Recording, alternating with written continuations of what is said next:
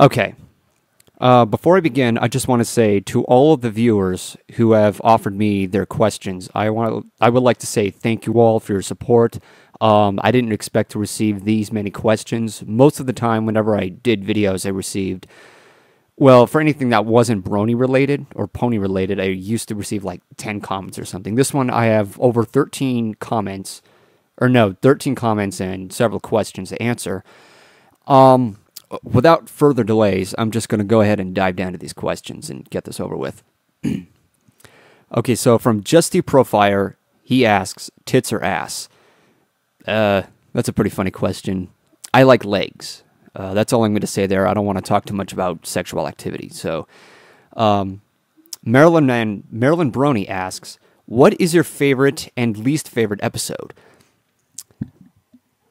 I've thought a lot about what my favorite episodes were, but for a straight up forward favorite episode of mine, I really don't have an answer to that one because every episode has its own amusing way in some way, shape, or form. And to answer one episode, to pick an episode over another is kind of hard to debate because what these episodes provide, it's basically just one show, and whatever subject matters there are that I can relate to personally or whatever the episode is about, it varies in its quality, and there are some different sides of what makes it so good. So picking one episode over another is heavily one-sided, to me that is. At times I kind of feel like there's a current episode that is my favorite, but then I latch onto another, and basically there's never an absolute. So I have favorites, but I don't have a favorite. So at this point, I'm just going to mention the following names that are at the top of my head. I think these are what stand out to me the most.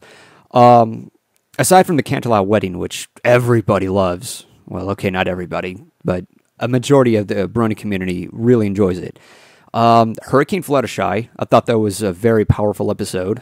Luna Eclipse, I love the idea of having Luna in there and finding something a little more interesting every time I watch the episode again and again. And most people say that they're kind of underwhelmed and they think that people just love the episode mostly because of Luna.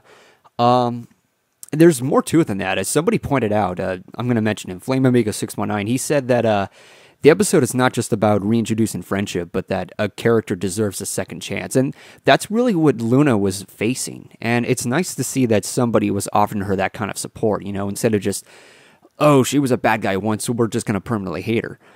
Scenario, but moving forward, what other episodes did I like? The last roundup, mostly on behalf of its humor. I did like Applejack's motivation, despite everybody else, which surprised me. A lot of people hated the episode because Applejack's motivation behind ditching Ponyville just makes her a coward or something. I'm sorry, I'm not convinced at all. Sweet and Elite. That, to me, was a very good episode because Rarity has taken a lot of steps in her ways of, developing. And I also love her song. A Friend Indeed, mostly on behalf of Smile, Smile, Smile, but when I think about the episode, I kind of think a little bit about its morals since it was kind of heavily controversial. And there's something I find a little more to it than that. Lesson Zero is another one of my favorites. So I don't have a straightforward favorite, but these are just random names that are at the top of my head. And this is mostly around Season 2. I haven't thought much about Season 1 lately. My least favorite episode, however, aside from Mysterious Mare-de-Well, which almost everybody else hated, there are two least favorite episodes that I have on my book. First off is the Stairmaster, which is what almost everybody else loves, and the Supersiders Speedy, I can't say the name right, the Flim Flam Brothers episode. I'm going to talk about that one at first. I actually hated it at first. I used to hate it more than Mysterious Mare-de-Well because I thought the episode was heavily mean-spirited and that Rainbow Dash was constantly missing a mug of cider every time she's like first up in line, she's about to get some, and they're constantly running out. And that ongoing joke was just too obnoxious. I mean, yeah, Dash was a bit of a show-off, but she didn't deserve to be teased like that. And Pinkie Pie was bragging about how much she loved tasting the cider. And that kind of bugged me because she's meant to have feelings for everybody else. And you could say that, yeah, she was being kind of mindless at that point. I mean, sometimes she'll babble on about a couple of things and be completely unaware.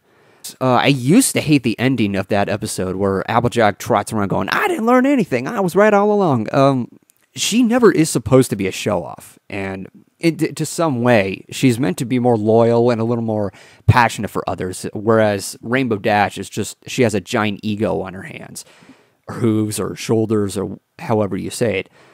And the Flim Flam brothers, I can't stand those characters. They were annoying. They pissed me off. And their song didn't help much either. And yeah, it's a reference to Monorail and that, whatever that old movie was that the song was making a reference to. I don't have a thing towards songs that are meant to be a little more circus related or a bit of a circus theme. And that's kind of how it feels.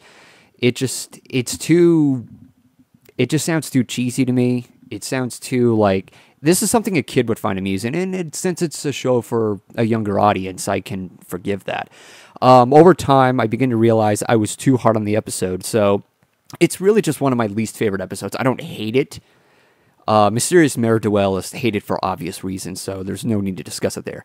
The other episode is The Stairmaster, and a part of that is because I really didn't like the Cutie Mark Crusaders in that episode. They kind of came off as annoying. When they were first introduced, they're like, "Cutie Mark Crusaders!" Some random line, and it just got a little annoying at first. However, throughout the rest of the series, it stopped doing that, and I was more than happy that they stopped using that as some kind of big introduction.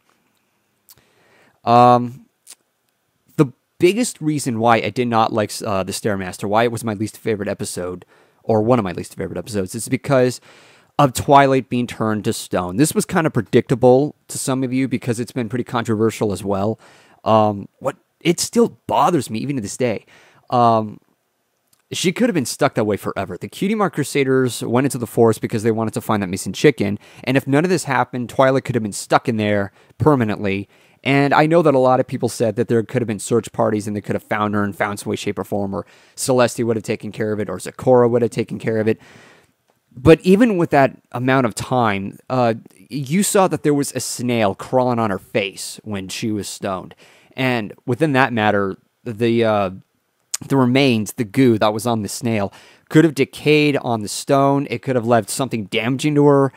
Some animal could have tinkered around with it and maybe broken the statue.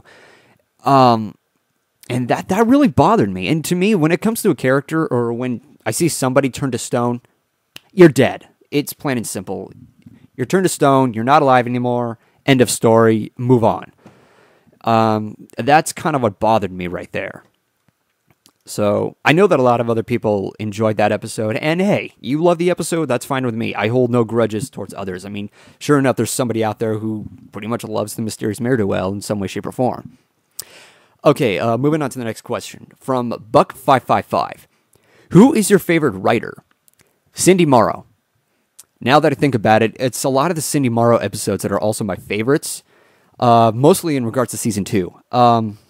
Let's see, she wrote Sister Who's Social, and that was an episode I can relate to a lot since I have an older brother, and we do have some differences, and we do have some personal issues towards each other. And that's one of those aspects in which you really should learn to value, despite the fact that you two have differences, or me and my brother have differences. And I don't want to talk too much about him because I don't want to talk behind the backs of my family members. But Sister Who's Social is definitely more relatable to me. And I especially felt a lot for Sweetie Belle in that episode. And when she felt so rejected from Rarity about the Sweet Apple Acres competition, I really understood her because she felt so insulted. It's like she's never there. Rarity's never there for her when she's just wandering around so bored.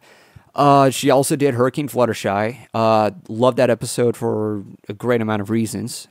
And she also did Read It and Weep, and that's another episode I can relate to because I'd be lying if I didn't say this, but when I was a kid, I hated reading, and that partly explains my the problems with my grammar skills when I talk on the microphone or when I type down and do a review of some kind or when I'm video vlogging or blogging in some way. There's something out there. Somebody pointed this out when I did the Canterlot Wedding review, and that kind of explains a lot. So for what Dash was going through, it wasn't so much as that the episode is saying you need to learn to read. Kids should learn to read. This was an episode in which Dash rejected reading because of some kind of cool factor. She didn't want to think she didn't want to have her image changed. So when she got into it, she began to realize, oh, crud, after what I said about reading, I'm going to feel really embarrassed when people find out about it. And some people say that is a parallel to a closet running. I definitely don't blame them. But I can relate to that episode partly because of that, and I thought that reading was such a chore. I still read. There are some books I enjoy, but I still have this mentality where I just hate reading books. I just find it too much of a chore because you have to look through the words and understand what they really are. I know how it works. I know why it's appealing, but I'm just sounding like a broken record at this point. Next question, and it's from Buck555. Is there any character on the show you don't like? Yes, the Flim Flam brothers annoyed the crap out of me. Madam Mayor, I just thought she was just some typical politician. From the last roundup, she goes all, and bring back extra money. That's basically what you get out of any politician. And politics, it's really not a good idea to kind of bring up in a kid's cartoon because like kids be kids. Having some politics, like let's say The Lion King, where it talks about leadership or something, that I'm willing to accept. I really hope to see an episode that would center on Celestia and Luna and the whole entire royal duties and what they must do, because it shows that great power comes great responsibility. But aside from that, what Madame Mayor displayed was a terrible example about modern society. I can't think of anybody else who's my least favorite. Out of the main six, there's one character who's my least favorite, but I still love this character in general. But just out of the main characters, Spike has become my least favorite because his character's like flipped around back and forth. On one episode, he's supportive towards the other characters. The other episodes, he becomes a doofus. Or he does something foolish, or he doesn't do anything that was supportive. I don't know. For one episode was It's About Time. He doesn't bother to help out with Twilight and his her panic on whatever time there's going to be a problem, or whatever the episode was about. Instead, he's just eating ice cream and he gets himself sick. It's like, well, that's what you get for being unsupportive. But in Lesson Zero, he sends a message to Celestia about, well, Twilight's psychotic nature and her entire panic about writing that friendship report. So his character is kind of remotely undefined, and it kind of bugs me. And it would be nice if there was some kind of continuity in his character. I actually would like to see more of an origin story behind Spike instead of just what Dragon Quest showed.